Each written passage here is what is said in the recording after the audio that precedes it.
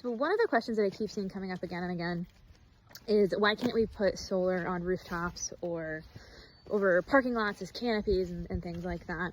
And my knee-jerk response to that is, well, we absolutely can, and I think we need to do more of that, and I think that's fantastic. But I think what gets missed there is the reason why farmland is sometimes selected in the first place. So obviously, rooftop solar only works on roofs that are relatively new, because if you install an entire solar generating facility on top of a roof, and that roof is already 15, 20 years old, it's going to need to be replaced.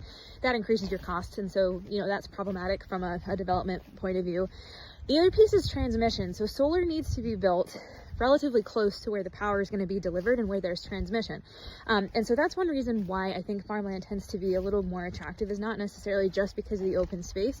But I think the bigger reason here is because farmland tends to be close to roads. Even if you're looking at farmland that was cultivated and first cleared, decades or centuries ago, that was always going to be near roadways, because farmers needed a way to get the products to market, to get the things that they needed to move their animals, to run their farms. And so farms naturally tend to be close to that transmission infrastructure because it's really sprung up around it.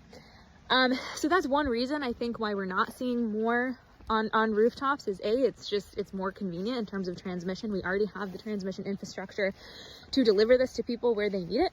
And this is true not just of solar, but of all energy generating sources. And so it's one thing that we need to consider, as we're thinking about this build out, is not necessarily either or, but how can we make the most, if we do have to use farmland, how can we make the most of these facilities on farmland so that it benefits the farmer and the people who are ultimately working the land?